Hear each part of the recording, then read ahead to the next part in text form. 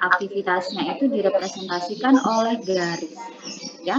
Makanya kalian kalau memberikan nama kegiatan itu adanya di garis. Kalau activity on note, dia di note-nya atau di kotak-kotaknya gitu ya. Kalau AOA itu di bunderannya gitu ya. Jadi memang sedikit berbeda terminologi dan konsepnya. Bu, kenapa kita harus belajar AON juga? Kita kan sudah belajar AOA, gitu ya. Bukan itu udah cukup. Oke. Kalau secara manual, memang yang sering dipakai kayak di tugas akhir, terus sebagai pengetahuan basic ya atau general, AOA itu sesuatu yang common gitu, yang biasa gitu ya. Sementara AON ini dia juga biasa dan dia ini konsepnya dipakai atau diambil konsepnya oleh software MS Project. Jadi saat nanti kita di pertemuan terakhir, saat kita belajar MS Project, nanti teman-teman akan lihat tuh, bikin penjadwalan, habis itu kalian misalnya mau lihat networknya, ya, atau network planningnya, bentuknya itu adalah AON, bukan AOA. Ya, jadi paling enggak ini AOA dan AON itu adalah pengetahuan basic penjadwalan secara manual. PDM ya merupakan suatu teknik penjadwalan network planning atau rencana jaringan kerja. Jika AOA menitik beratkan pada panah, PDM menggunakan kegiatan pada node atau node gitu ya, sehingga kadang disebut activity on node. Terminologinya bagaimana? Kalau yang tadi ya AOA itu dia pakai garis panah. Kalau AON dia digambarkan aktivitasnya dalam bentuk kotak atau persegi panjang. PDM ini juga tidak ada yang namanya dummy aktivitas. Ya, dummy activity. Kalau kemarin teman-teman bingung pakai dummy gitu ya. Kalau di PDM tidak ada dummy. Lalu ukuran node pada PDM itu lebih besar karena berisi lebih banyak keterangan. Jadi lebih lengkap keterangannya. Lalu ada metode perhitungan PDM yang sedikit berbeda. Ini contohnya ya, AOA dan PDM. Ya, dilihat di sini kalau AOA, oke, dia langsung aja garis ya, A, B, C gitu ya. Ini panahnya itu merepresentasikan aktivitas. Tapi kalau PDM lihat, dia kotak-kotaknya yang diisi aktivitas ya. Nah, kotak-kotaknya. Ini juga ya, ada yang merge, A, B, terus dia jadi C. Nah, lihat nih. Jangan sampai keliru ya kalau mengerjakan nanti. Kalau ada PDM, kalian tetap pakai terminologi panah atau miring gitu ya, enggak ya, tapi dia membentuk seperti kalau kalian bikin bagan struktur organisasi. Ya, terus ini ada logika silang. Tadi di yang slide sebelumnya itu dibilang ada sedikit perbedaan dalam menghitung. Kalau AOA ya, kemarin misalnya habis pondasi ada kegiatan slope gitu kan ya, selalu habis pondasi slope. Padahal kenyataannya nggak ada jarak, nggak ada jangka waktu gitu ya, entah sebelumnya atau sesudahnya itu berapa hari gitu ya. Tapi dalam kenyataan di proyek ya, coba teman-teman lihat, misalnya ya ada proyek itu besar, dia mengerjakan pondasi sisi barat dulu. Oke, pondasi sisi barat selesai, jadi nggak pondasi semua selesai ya. Pondasi sisi barat selesai 2 hari sebelum, misalnya gitu ya. 2 hari sebelum pondasi sisi barat selesai, slope sisi timur dikerjakan. Oke, habis itu misalnya ya 2 hari setelah slope timur selesai, kolom barat dikerjakan. Jadi kebayang nggak teman-teman? Jadi dalam pengerjaan sebuah proyek, dia tidak menunggu semua pondasi itu selesai tidak, tapi dia bertahap. Ya, bisa dibagi menjadi beberapa bagian. Misalnya pondasi barat gitu ya. Tergantung ya planningnya rencananya kayak gimana. Dan misalnya kalau enggak sisi sayap timur, sayap barat kayak gitu bisa terbagi seperti itu. Nah, itu menunjukkan bahwa dalam pengerjaan proyek itu dia secara simultan, dia tidak harus menunggu fondasi semuanya selesai baru naik slope, tapi karena dibagi gitu ya, karena dibagi fondasi sebelah sini selesai, ya berarti sudah bisa naik slope tanpa harus menunggu fondasi sebelah sana. Bisa dipahami maksudnya Bu Zeta? Bisa ya, jadi intinya dalam proyek itu kalau kalian mengamati mereka tidak menunggu fondasi selesai semua baru naik slope, enggak. atau slope selesai semua baru naik kolom, enggak. Apalagi kalau proyeknya besar ya. Jadi ada pengaturan jadwal yang simultan, oke? Dan itu diterapkan di AON atau PDM. Ini yang tidak ada di AOA. Ada istilah namanya lead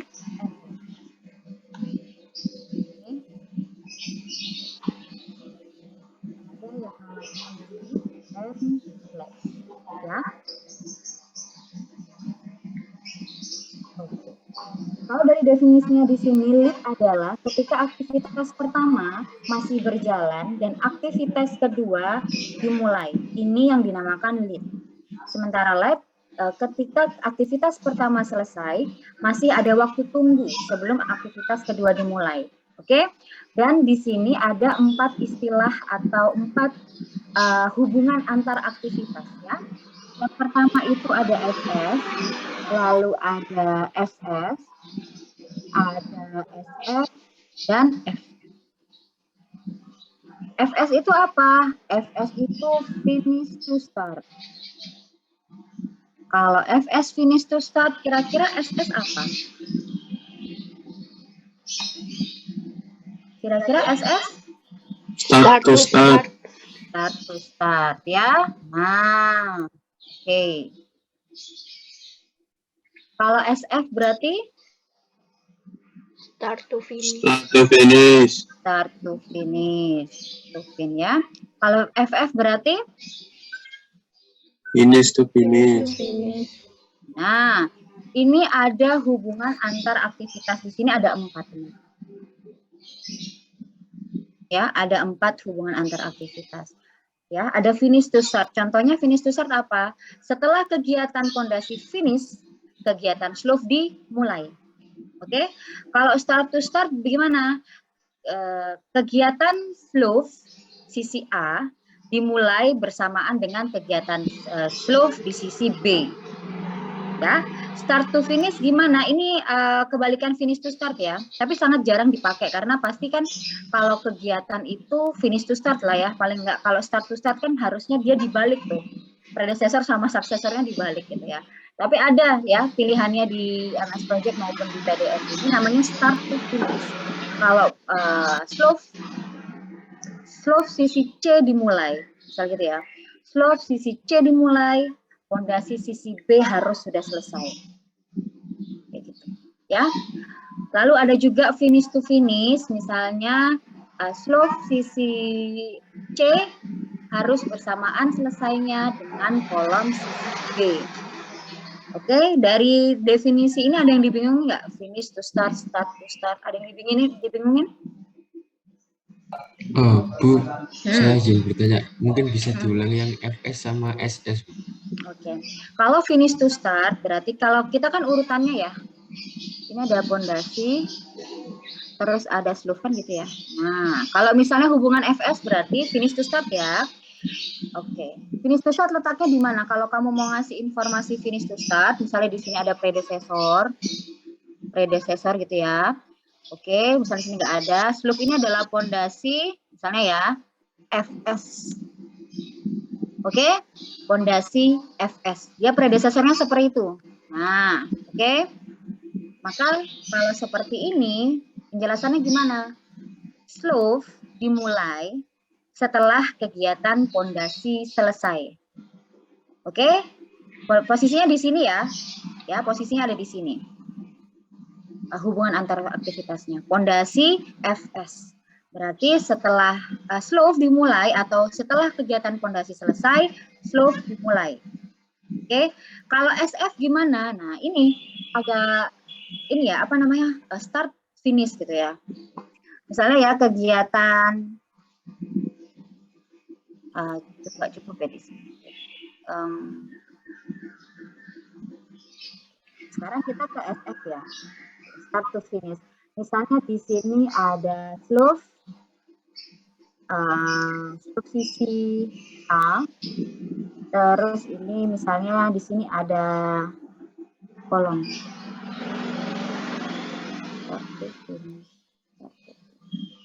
Oke, kolom kolom, tunggu. Sini terus ada kolom sisi B aja deh. Oke. Kolom sisi A. Ya, di sini ada predecessor. Oke. Kalau start to finish gitu ya.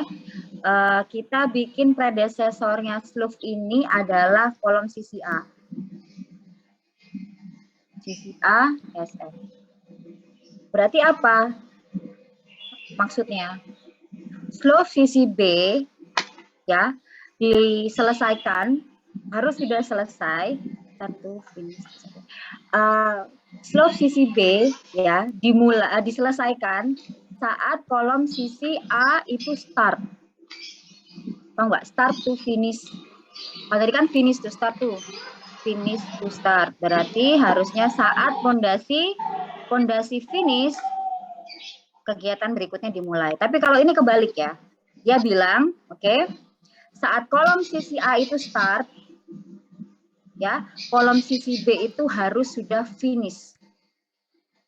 Bisa dipahami ya? Oke, saya ulangi. Kalau tadi pondasi finish to start, berarti kegiatan pondasi selesai, baru kegiatan berikutnya dimulai. Tapi kalau ini, ya, oke, kalau ini kolom sisi A itu dimulai, oke, kolom sisi A itu dimulai, slope sisi B-nya harus sudah finish. Ini kan membingungkan nggak sih, teman-teman? Membingungkan ya, karena apa? Posisinya ini di bawah, tapi kenapa jadinya ini yang start, ini yang finish, kan gitu ya? Jadi bingung. Nah, makanya di dalam MS Project sangat jarang pakai SF. Jarang, ya. Pakainya apa? Selalu finish to start. Start masih kebayang ya? Start to start. Ya kan? Kegiatan slope A dimulai bersamaan dengan kegiatan slope B. Oke lah ya, masih oke. Lalu berikutnya ada FS. Kolom sisi B harus selesainya bareng-bareng dengan kolom sisi C. Nggak peduli kapan mulainya mau sama, mau enggak, pokoknya finishnya harus bareng. Intinya gitu. Nah, SF ini jarang, karena apa? Karena dia sudah terisi sama FS. Ya, kalau SF ini kan dia nanti ngerubah predecessor, merubah successor. Nah, dibalik sama dia. Nah, ini yang membingungkan konsepnya. Makanya sangat jarang pakai SF, kita selalu pakainya 3 ini. Tapi paling nggak teman-teman tahu kalau ada S. Oke? Oke, lanjut ya, kita balik lagi. Tunggu. Ya, jadi udah paham ya. Nah, sekarang kita hubungkan ya, antara lead dan lag. Kalau semisalnya ini adalah pondasi, ini adalah slope, ini adalah slope, ini adalah kolom. Lalu ini ada 4 hari, ini ada 3 hari. Pertanyaan saya, kira-kira lead ini hubungannya apa sama slope? Hubungannya dulu. Hubungannya apa dari 4 itu?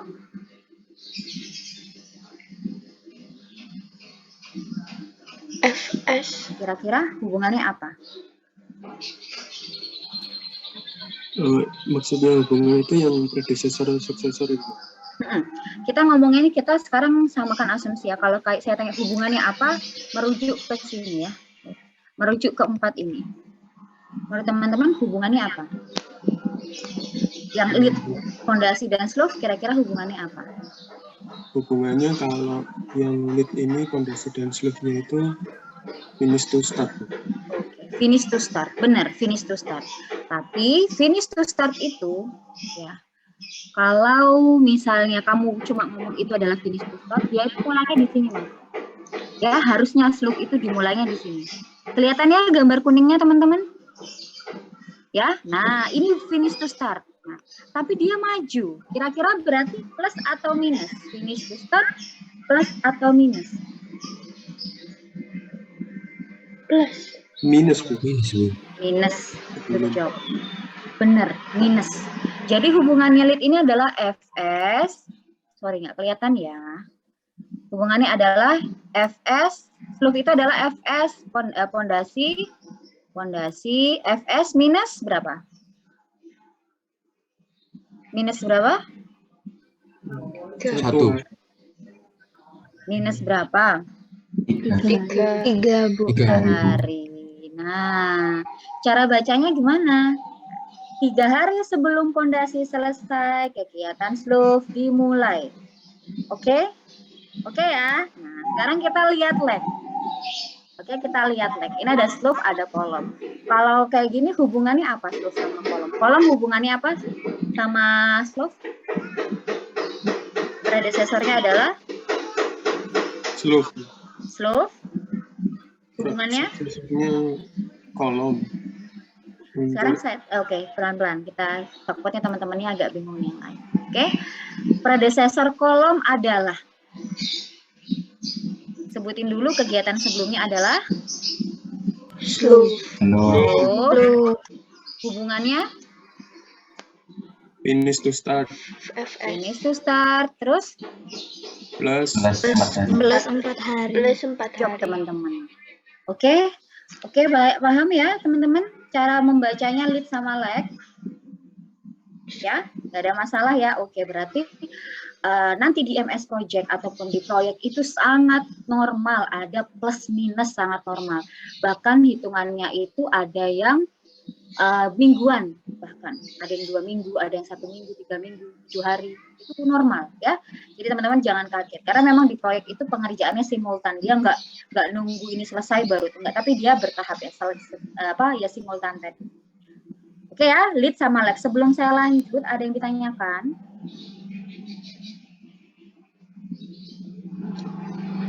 Ada ya. Minggu lalu kita belajar juga ada namanya float dan juga slack. Ya, float dan slack. Ada apa? Ada 2 jenis float atau slack, apa aja? Ada yang ingat? Ada 2 jenis float atau slack. Ada yang ingat apa aja itu? Finish slow, start slack. Apa? Finish slow, start.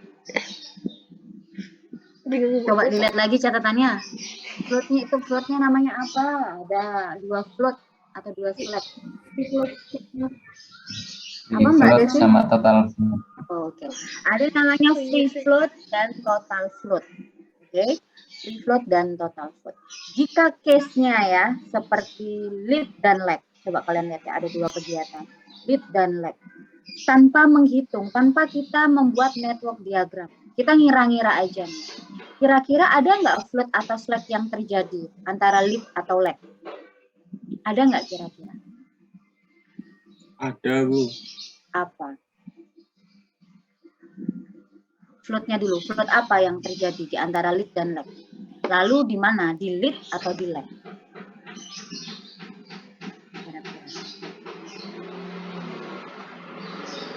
Itu, Bu.